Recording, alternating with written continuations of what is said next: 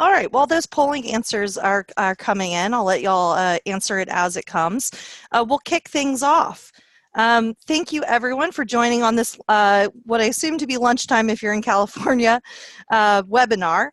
We are super excited to have you. I am Shannon Sweetser. I'm your host. I work for Timeshare CMO.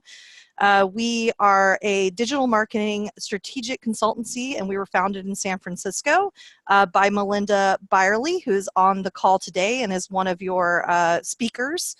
Melinda is absolutely incredible. I actually knew of her before I met her. I had heard rumors of her around Silicon Valley for quite some time. I had a friend of mine, Laura Yeeses, who introduced us, and then we started working together about 2 years ago now. Melinda is a serial entrepreneur. She founded Timeshare CMO, like I said, in 2014. She's a pioneer of growth marketing in Silicon Valley, where she's held B2B and B2C marketing and e-commerce leadership roles at so many companies, PlantSense, which was sold to Parrot, Linden Lab, Second Life, eBay, PayPal, Checkpoint. Those are just to name a few. She has an incredible marketing mix. She specializes in marketing analytics, and she is an incredible storyteller, and she's been doing it for many years now. 20 years in Silicon Valley. So she's definitely a seasoned veteran. She also runs an incredible podcast, which is Staying Alive in Tech, where we interview just Silicon Valley veterans, really, people who have worked in marketing in Silicon Valley for the past decade or more. It's really cool if you have a chance and you would like to hear more about what Melinda's doing and also what people are doing all around Silicon Valley. It's just really incredible podcast. We are thrilled to have a alumni client of ours. We hope to work with her again. But Vanessa Fiske is on the call today. Vanessa has worked with Melinda for almost 5 years. She most recently in her role at the head of marketing for DVD Netflix. Vanessa has since moved on to become an entrepreneur herself and has founded her own company. She lives Aloha to bring curated Hawaiian experiences to the home. We are so excited to present this work to you. I actually worked on the DVD Nation project as well with Vanessa and with as part of the consultancy at Timeshare CMO. This is really your opportunity to see a full case study that proves the value of influencers and in a data-driven way. So without further ado, I will pass over to Vanessa, who will kick us off. Good afternoon, everybody. I'm excited to be talking about one of my favorite topics, micro-influencers, and I see some familiar names on the webinar today, including a couple of our influencers who are also in marketing. So they'll have a chance, I'm sure, to answer any questions at the end.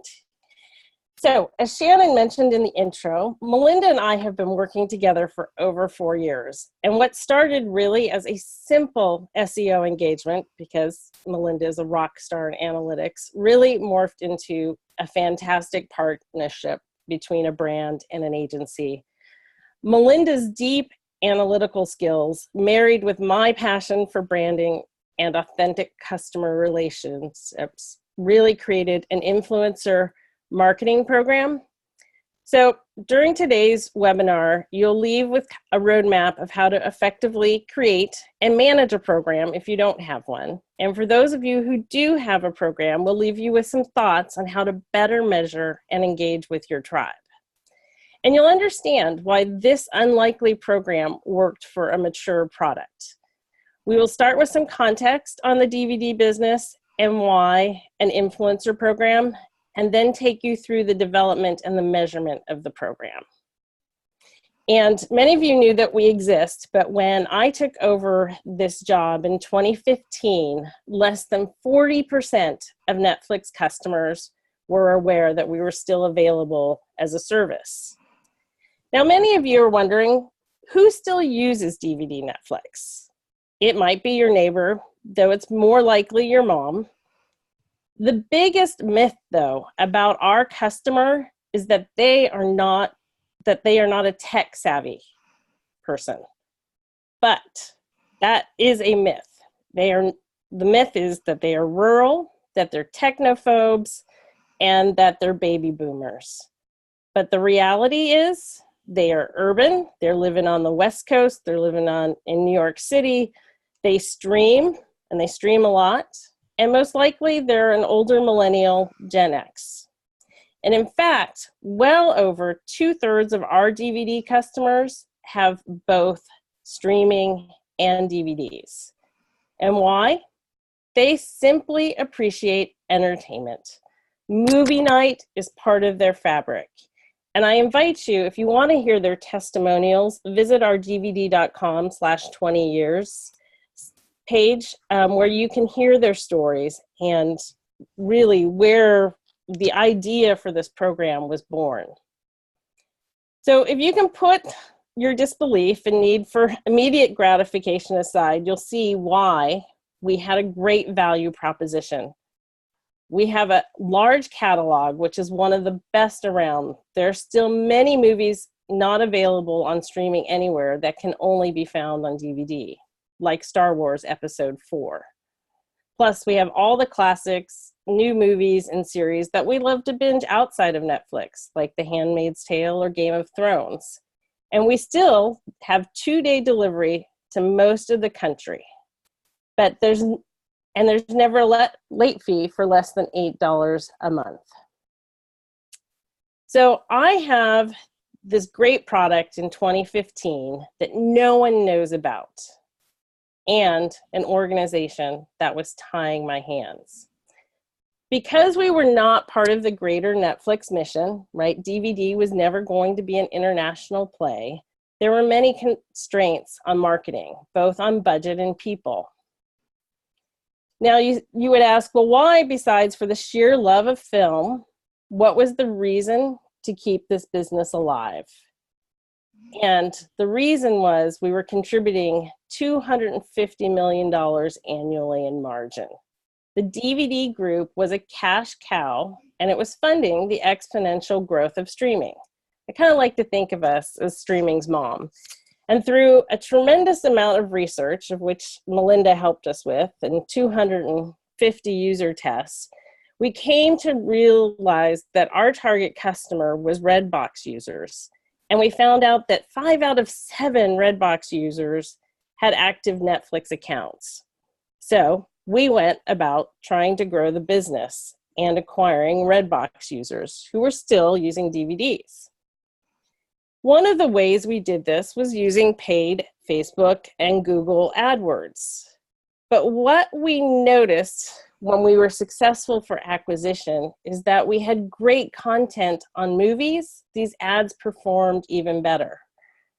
But you can imagine with a department of 2 people, creating almost daily content was impossible. And especially with so many genres. Just Google Netflix secret codes and you'll see our many genres.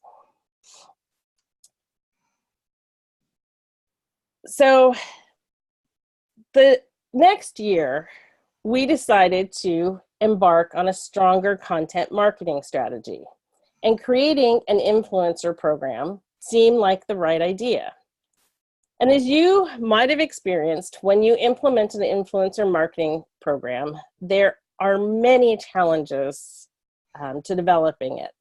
It's the platform costs, proving that it works, finding authentic fans, and keeping them engaged, all while complying with the FTC.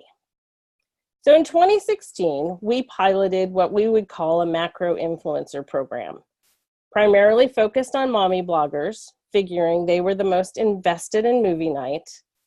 And this is what we call and refer to the DVD Directors Program. It was a mixed bag. We could generate the impressions, but the engagement wasn't there, and it was really hard to measure and justify. And we felt like we were pulling teeth to have our directors create content. We felt a bit that they were mercenaries who were only in it for them and not the brand. And it was getting expensive because it was becoming much more pay to play. So here we were, a two-person marketing department for a $400 million business. Again, putting this in context, this is, a money-generating cash cow. Annie Jung, who is our content and community manager, needed more help managing the program than she was getting. And even though Netflix has a culture of innovation, we didn't have the stomach for experiments that could not be quantified. So when it came time to renew the program in 2017, I was really torn, as I believed influencers were the right marketing tool for DVD, but I didn't have the means to prove it out to executive staff. And Melinda, who had, again, spent hours on our brand and our analytics, began to have an idea. And just as her team had operationalized our analytics, she believed that they could bring the same discipline to our influencers.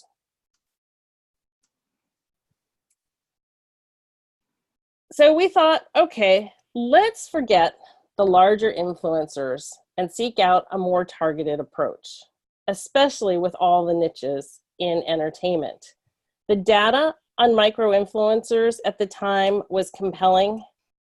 When you look at the numbers, trust was higher, engagement rates were higher, and best of all, micro-influencers were in it for the long haul. They wanted relationships with brands. We had noticed in the previous years that DVD customers were some of the most passionate movie lovers and unafraid to announce their love of the service to anyone who would listen. So it only made sense is that this is where we'd start to build the next iteration of the program. And Melinda's going to talk a bit about how we went about that. Thanks, Vanessa, and thanks for the nice words, Shannon and Vanessa. So as Vanessa and I began to talk about the program, and this was a conversation that happened over many hours. It was not something that came overnight. And as we continued to talk about both the problem, what we'd learned, we really could see the opportunity immediately for the addition of technology to help Annie and even just to improve the existing program. I'm very passionate about not using technology for its own sake, though, not just because it's cool. It has to do a job. It had very specific reasons here. First, it had to be able to measure the program and improve the program. So use those metrics to improve the program, both for the people participating in it and so that our client, DVD Netflix, could get the results they were looking for. They also had to be able to scale, to use technology to scale that program and make it efficient, helping Annie save a lot of time for managing it, because one of the biggest overhead parts of managing a program is just the good one-to-one interaction you want to have with people that are representing your brand. So with a small team and limited resources, technology was a natural tool.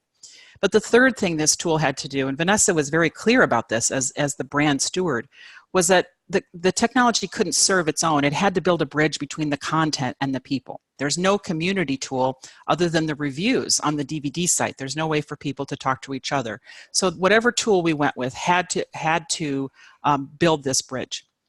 The second part of the solution was that we had to involve movies. Now this one's easy. You always hope you get to work on a brand that has content that literally everyone in the world can talk about. And there's a huge deep catalog for DVD Netflix. I think it's somewhere around 85,000 titles or so, versus Netflix's streaming is about 6,000 titles, which is a major difference when you're thinking about differentiating the two. It's a true long tail marketing strategy with opportunity for lots of niche influences and all these genres, from Tagalog to rom-com, Japanese sci-fi horror, lots of places for lots of people to play. And there's this universal love of film. If you remember sort of what was going on in the world in 2017, especially if you live in the United States, this is really one of the last things that I see that brings us all together, that brings people, no matter who you are, no matter what you believe, no matter what your point of view is on life, you can usually find something to talk about when it comes to the movies. And it's one of the last places in our culture that seems to be happening. And at this time, there was no home online for movie lovers. We learned that the IMDb forums shut down due to spam. There was really no home for people to talk to each other about movies. But the real aha for me, which I brought to Vanessa, was the opportunity to build a community. So I had, as Shannon mentioned, started my career at eBay, where we were not allowed to ship products to site unless we talked to the community about them. And I started to realize that there was an opportunity for DVD Netflix to build a community. And it turns out that the data supports this. DVD's core segments value movies as a community or bond building event that they call movie night. And by the way, every agency dreams of a client that knows its customers and its segments as well as Vanessa does. There is a lot of research behind what I'm telling you that Vanessa was able to give me as an agency. So if you're a client, the more you know your customer, the more your agency can help you. And as I was reflecting on this time at eBay, enabling conversations for users with each other, as well as with the company, I started to think about sort of how to empower people both up and down. And the other thing I thought about was that this was a rare opportunity to actually work on a US only based company. As American marketers, we really have to push ourselves to be more global in our thinking. We really do have to push ourselves to get outside of our comfort zone. This is a rare opportunity to develop a project that was uniquely sort of for American customers. That's both a constraint and an opportunity. So with all of this in mind, we sort of talked through this, and it was time to make the pitch. And at her request, we built a short video of the sort of a condensed version of the pitch that I gave her, because it gives a nice summary of the program. So here's our pitch that we made to the DVD Netflix team.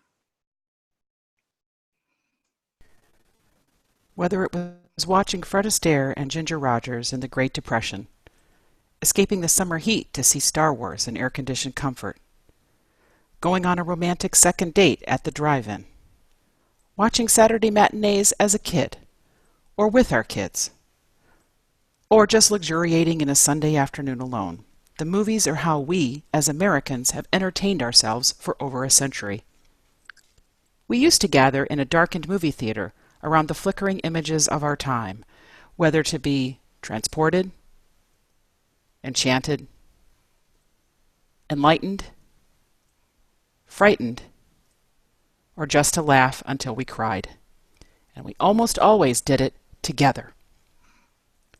We started by waiting in line for our tickets and popcorn.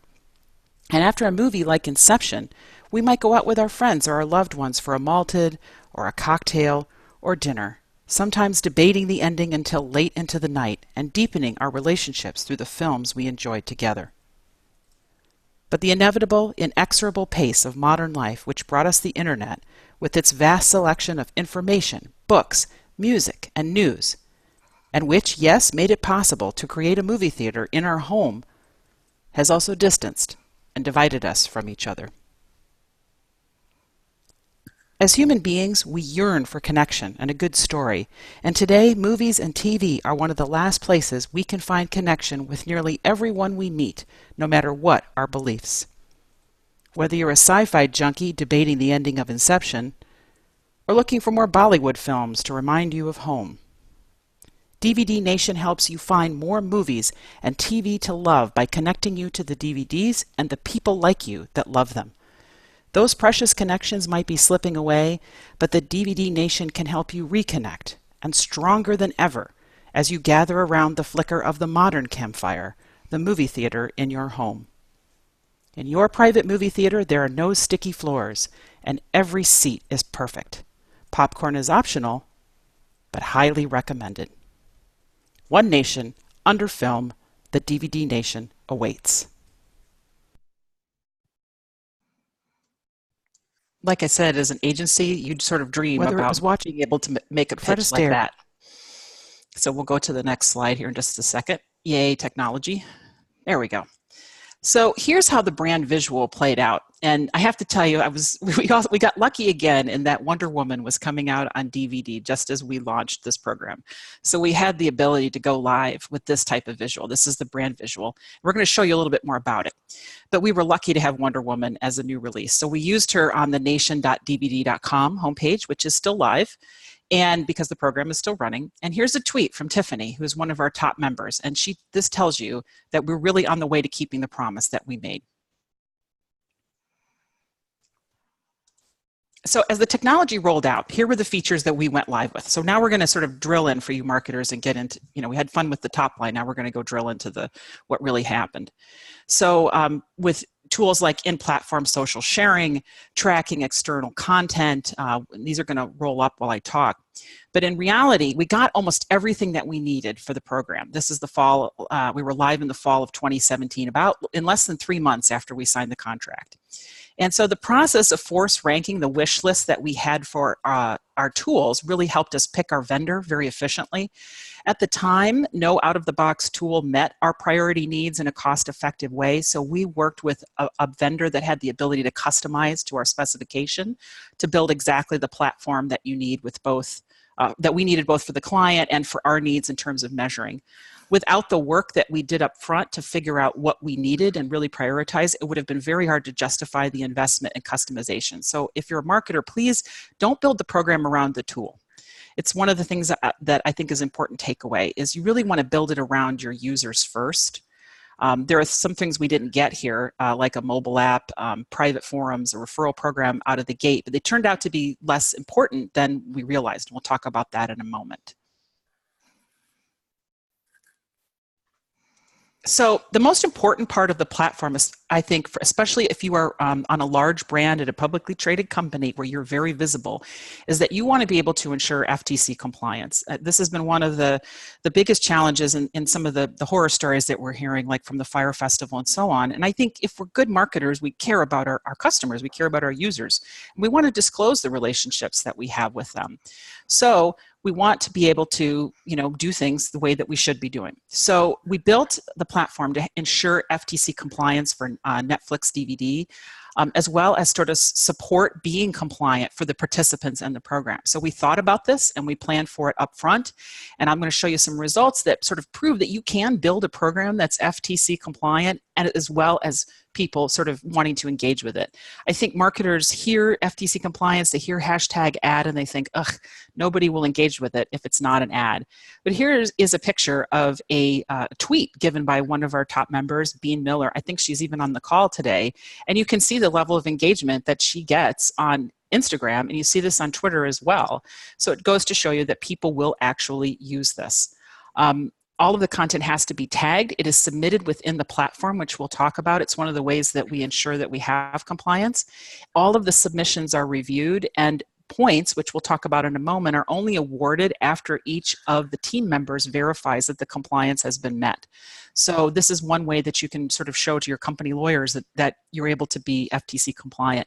Please don't skip this, even if you're working on a small program. Please don't overlook this. It's important. It's good for customers. It's good for the internet. It's good for everybody's experience online if we disclose that people are receiving compensation for their posts. Here's an example, just to give you a little bit of data. This is from Hashtagify Me, which is a tool that we use to track hashtag participation. And here, you can see that they correlate the usage of different hashtags. So here's with DVD Nation, the hashtag ad is correlated at nearly 90%. So nearly 90% of the posts that have DVD Nation have ad on them. You're always going to have some people who are not in the program who use the hashtag, but that gives you sort of additional proof that we're practicing what we preach.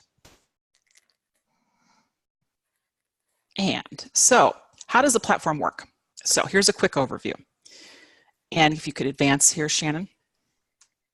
In order to get credit for the work, the members have to use their platform to record their efforts in some way. So here we show that Tiffany can do posts on social media or her blog. She does this on her own time, and then she posts links and screenshots inside the platform. She can also tweet or put Facebook posts out directly from the platform. And when she does that, we capture all that information right away. So she can either capture that information by doing it through the platform, or she can submit a link to the actual post that she did. There's an approval process for us, although some are automatic. So if the members tweet or Facebook through the platform, they automatically get credit. But if they submit a link, then we review that manually to make sure it's FTC compliant. But as we mentioned, everything's got to be compliant, and then we give them rewards. And those are also self-service in the tool. So they can use things like Amazon gift card, they can get DVD swag, and our directors, our highest performers, also get special annual gifts as part of their participation in the program. But the best news, if you're a marketer, is that because the platform is measuring the activities and their participation, Vanessa's team, so Vanessa and Annie, Shannon, my team, we can use the data to manage and improve the program, as well as to report on results in ways that no other social media tool can do.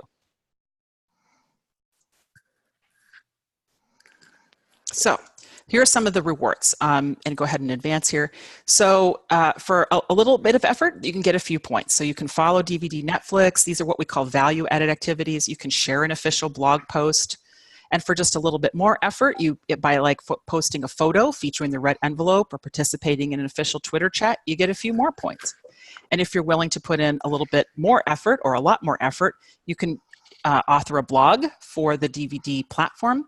You can take over a story on DVD Netflix's Instagram, or even host an official Twitter chat.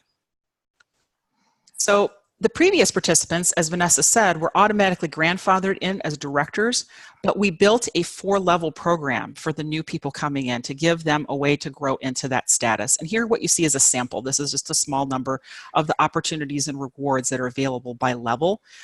Each of these levels has its own leaderboard, its own tracking, all of these things inside the tool. So here we are in late November, I think early December. We have our platform, and now we have people to use it. So Vanessa's going to talk about that now. Great. So now we had this really terrific platform. Who were we going to invite in besides our directors? We sent out an email in, I think it was even August, before we'd even defined the program. And we had over 3,800 people who had expressed interest in the program. And from there, we decided to pull a group of people who we thought, based on looking at their social media profiles, were engaged and fans of DVD.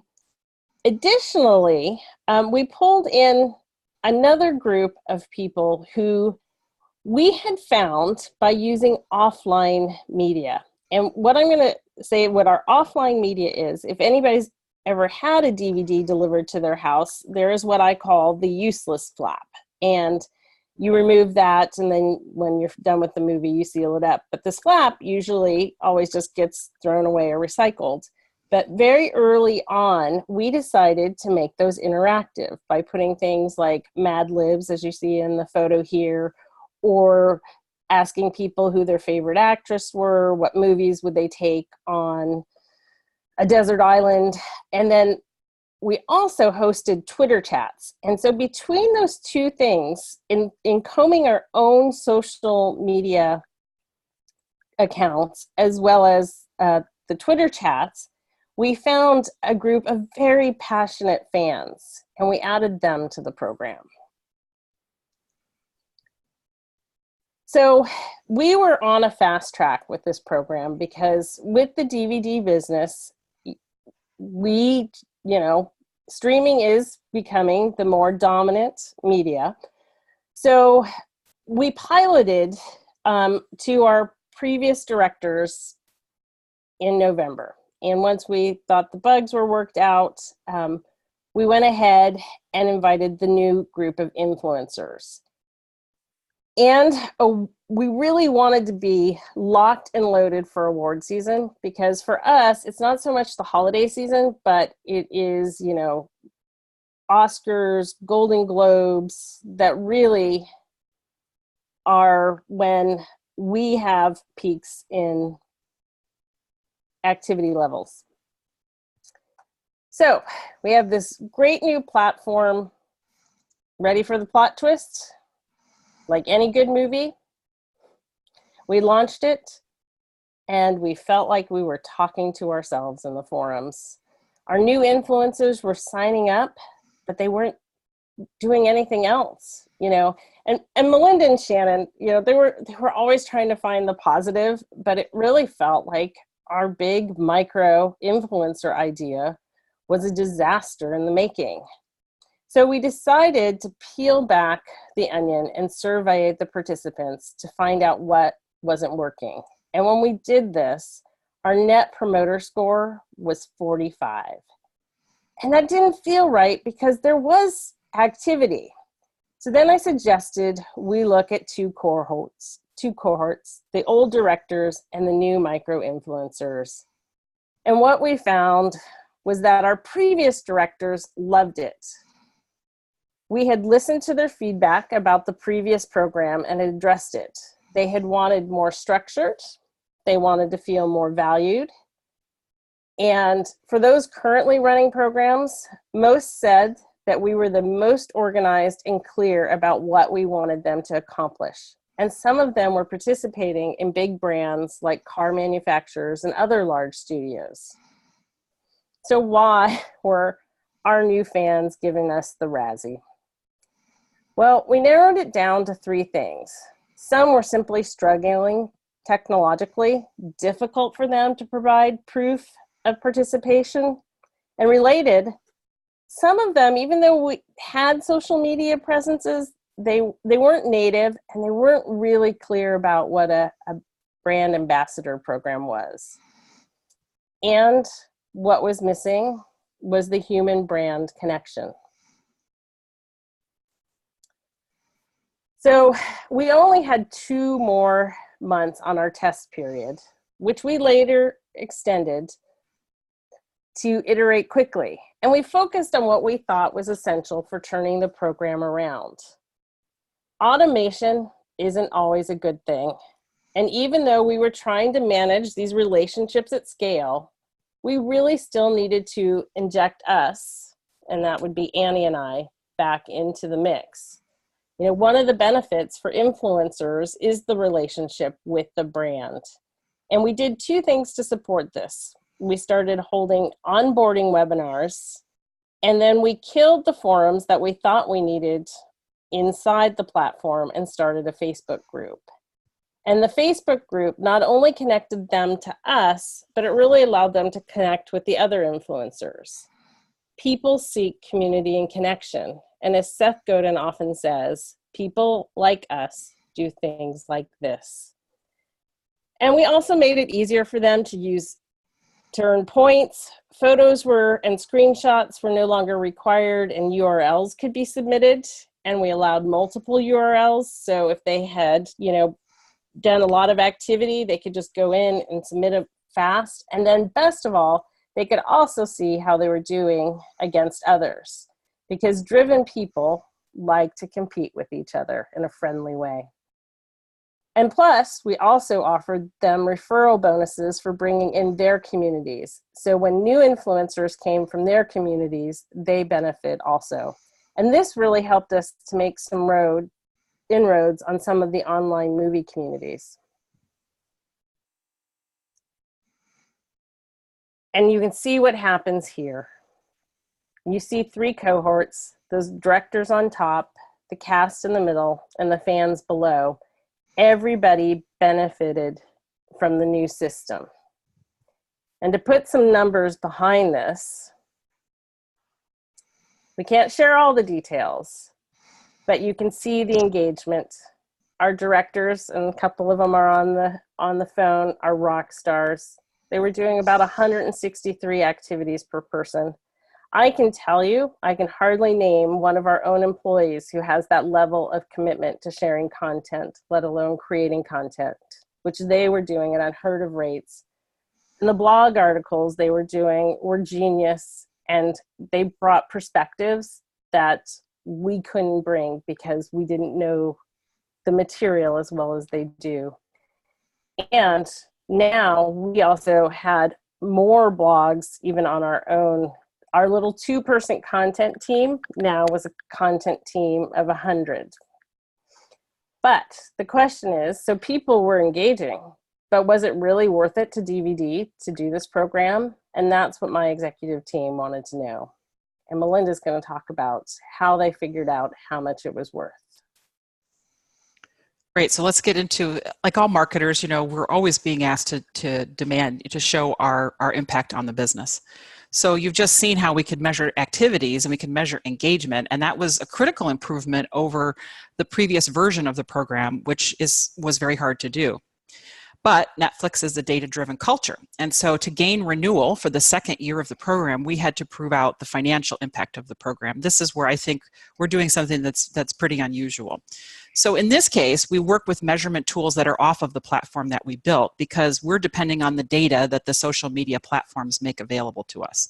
But to give you a quick overview, it all starts with a metric that we call eCPM, which is an effective cost per 1,000 impressions.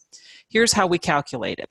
We convert all of our paid spends to a CPM basis, and we find the weighted average. That number is the value of impressions of DVD Nation.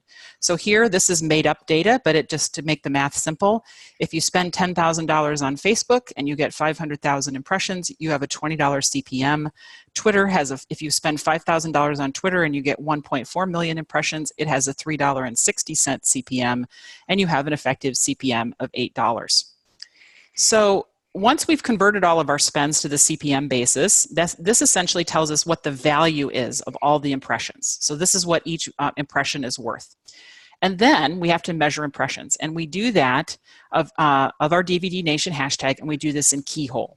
Now, one of the things to point out is that until very recently, Facebook did not make hashtag usage data available in the API. This has literally just changed within the last 60, 90 days. But while we were running the data for this program, we didn't have it. And so we had to measure the impressions of DVD Nation in Twitter and Instagram, but then make some assumptions about Facebook. If this seems vague, yes, it is. If you say, but this is really literally the state of marketing at this point, it is the best that we can do. The critical part here is that we set this expectation up front, that Vanessa and I work together with her team, with her management team, with her finance team to make sure they understood this before we even started down the road. Because where you don't want to be trying to do this is after you spent the money, because it will seem like you're backpedaling or you're justifying. But if you say up front, this is all we can do to measure. We want to do this and this is how we're going to do it, but it's really the limits of what we can do. Now you have buy-in and people understand when you go to measure it, what you'll measure. So that was the numerator in the equation. When you do ROI, you have a numerator and a denominator. So the numerator was the value of the impressions. So now we need to calculate the financial return. Sorry, that was denominator. So now we got to work on the financial return. So we start with impressions because we can track our hashtag in Twitter and Instagram, like we said. Remember that this is a floor. This is a super important thing to communicate, is that the number we give is the bare minimum. This is the trackable value of the program. And so because of that lack of Facebook data, the value we claim, we know we feel very rock solid about that. And the total is much larger, of course, because Facebook has, by some estimations, depends on who you talk to, right, about 10x of Twitter's reach in the United States. But to be conservative, we said to the finance team, let's say double. Let's assume it's double. And you could even say that it's triple with a straight face, depending on your sort of comfort level. But at its base, that number, Twitter and Instagram alone, was 31 million impressions. If DVD Netflix had to buy those impressions at $8 CPM, it would have cost them a minimum of $40,000, but it was likely closer to about $120,000 it would have cost them. But there was even more. Could you advance, please? So that was about more than $400,000 impression value. I said 40,000, but I meant 400,000. But there was more. So there was also 328 blog posts that were done by the DVD Nation community in the first year, both on their own blogs as well as ones that they did for the DVD Nation blog. And so we calculated the value of those blogs at a simple cost to produce number. You can insert what it costs you to pay for a quality blog post here, and that's the return on the investment. So that was the numerator, and now we're going to look at the denominator, and that's how much was spent. So, of course, there's our fees. We would be a bad agency if we didn't include our fees for the development of the platform and for the ongoing management of the platform. We always include these fees in our ROI calculations, as we think it's the most honest way for the company to evaluate the performance of a program. There's also a cost for the technology platform vendor that DVD Netflix carried.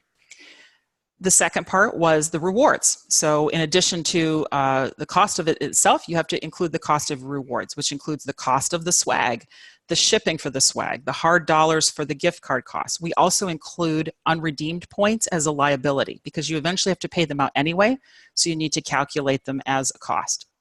So to give you an example, if someone earns 1,000 points and we value the point at a penny, then the $10 value is earned and it must be redeemed as swag or it has to be carried as a future liability. So, taking into account everything we know, next slide please. taking into account everything we know, the ECPM, the swag, the TCMO costs, all of the hard dollar costs, and keeping in mind that DVDs are not a fast growth trajectory, right? This is not an over, a business that's hockey stick up and to the right. I think you'll agree with us that the results created a very happy ending. The first version of the program was ROI positive within 6 weeks, and that was only with the first 20 participants. It didn't take long to get results with very few people, demonstrating that the program can scale up or down. Second, our return on investment spend was 3x on year 1, and we anticipated it to be 4x, if not more, in year 2, because there's not the initial investment cost. And keep in mind, this is our floor. So if we were able to calculate the return of Facebook hashtag, the impressions of this program could easily have been 6, 7, 8x what you see here, depending on your point of view. Third, in terms of total hard dollar costs, DVD Netflix paid 30% less for this program with 10 times more participation than they did in their previous sort of, I'll call it a traditional influencer, macro influencer program. So they're paying 30% less dollars out of pocket with 10x more participation. Fourth, in terms of soft dollar cost, DVD Netflix estimates they save at least 1/2 of a full-time employee every month, 20 hours per month, which is half of a full-time head versus the previous iteration of the program. Like many influencer and advocate groups, roughly 10% of the participants contribute 80% of the content, and they work really hard for DVD Netflix. And I think Annie and Vanessa's favorite part of this whole thing is that by about first quarter of this year, their entire 2019 content calendar had been designed and was largely in production. I believe that the team is already starting to be working on their Q4 content production. But that's really just the sort of the money part of the upside of the DVD Nation. And so Vanessa's going to explain what's really better than money. All right, so we're getting towards the end of the film here, and I'm going to start rolling the credits so that we leave some time for questions. So if you are starting a program, this is kind of the touch points. And again, I want to say an influencer program is not right for every business, but it certainly should be a consideration for any consumer business today, because 70%, right, of marketing referrals is word of mouth. And so people want to talk to their peers and they want recommendations. So when you start, know what you want to accomplish and how you can measure it. I cannot emphasize that more. Today's data-driven, there's just an expectation that you can measure it. Make sure everyone is on board. And one little hiccup we had is that our engineering team wanted to approve our platform because we were going to be on a separate domain. And that almost brought us down, but we managed to convince them. And make sure you partner with legal from the beginning. I'm going to say that if I had done that, they might have dissuaded me from the program, but I would even venture to bet today that our compliance is stronger than Netflix's compliance with our hashtags. And I just recently attended a subscription summit with a head of FTC, and they are going to be looking closer and closer at transparency. Invest in a tech platform, especially one that is mobile. To do it again, I would definitely start with an app. Your influencers are out and about, especially depending on the product. Make it as easy as possible for them and yourself in tracking. But the most important thing is have a relationship with your customers, either online or offline, that enables you to activate them. I just see too often today that brands have flat social media presence. You know, one of the best I like is Alaska Air. Every time I take a trip, and if I tweet them from the plane, somebody always responds. And so if Alaska today wanted to go check out an influencer program, you know, they would see who their engaged customers are. And really, more important than just the customers is once you have an influencer community, get to know them and help them succeed from the start. And it is really about having a learning experience for both of you, where each of you benefits and develops and enjoys the program. If you already have a program, I have a couple of thoughts about how do you take it to the next level. And again, this point about knowing your influencers, many of you keep your influencers in a spreadsheet, and you really need to know them as more than an email address. And we have one of our rockstar directors who would produce a bunch of content for us and then disappear. And we were trying to figure out is like, you know, what's going on. And we ended up on the phone with her one day because she was interested in pursuing a different project with us. We found out that she had serious health issues. And so once we knew that, we can certainly accommodate and help whatever we could with her. And you need to recognize the strength of individuals. Like Amy, shown below, is our 90s girl.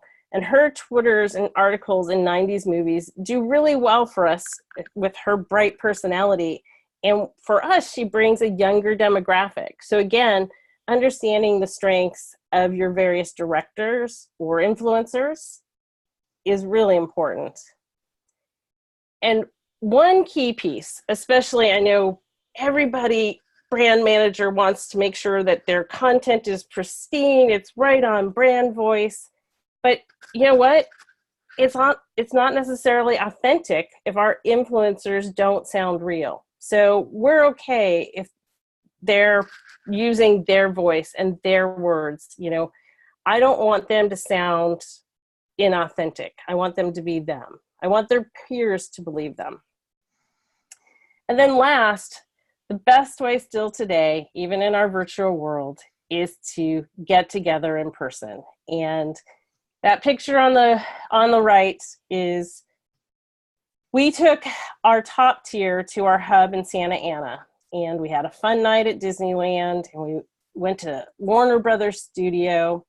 And while we were there, we also brought in our current expert writer and former Roseanne screenwriter, David Rather, to teach a class on writing about movies.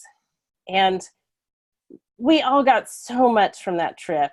And besides the increasing connection with the community, we advanced our writers. And one of our participants said she learned more in that 2 hours than the entire weekend workshops. So while they're developing your brand, invest in them to develop their own brands.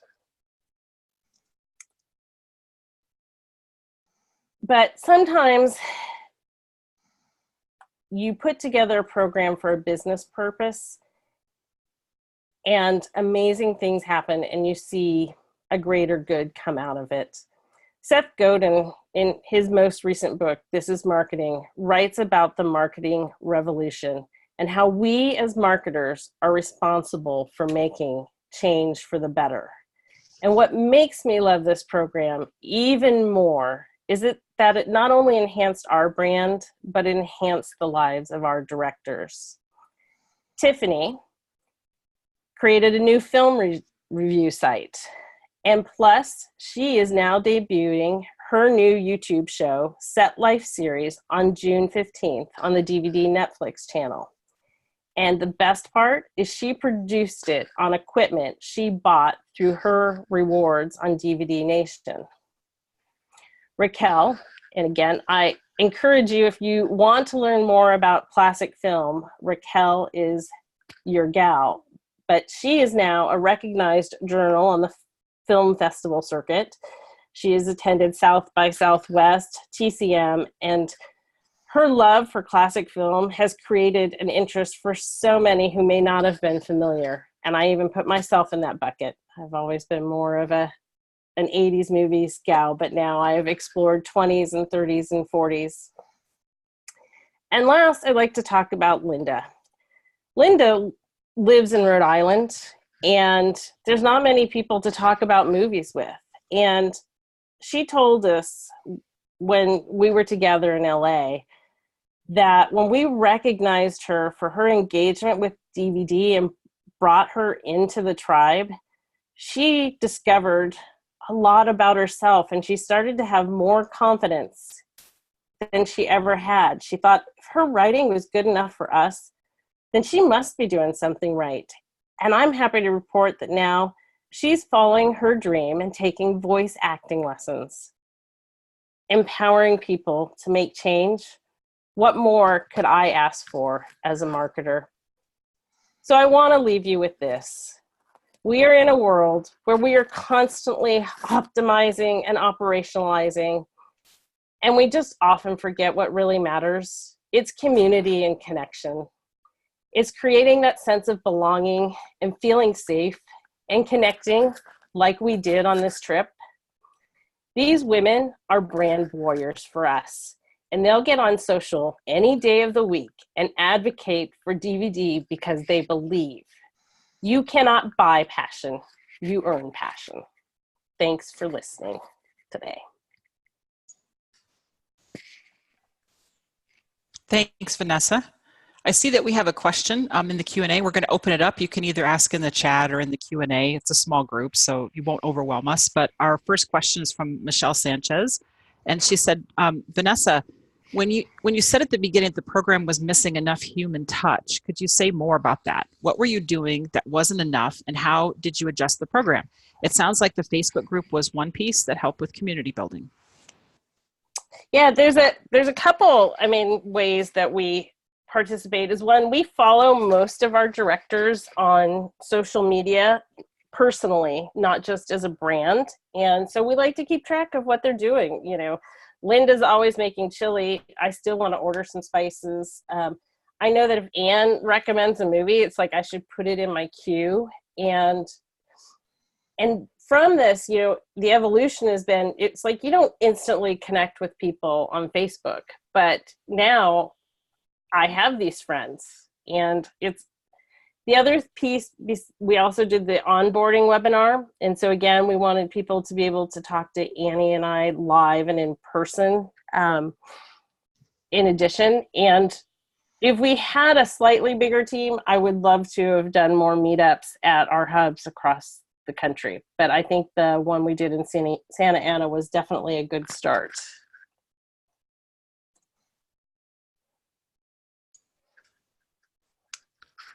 I guess we answered everybody's questions because we're not seeing a ton in the, oh, here's Shannon. Shannon is asking, knowing what you would know now after this program, what changes would you make on any influencer programs in the future?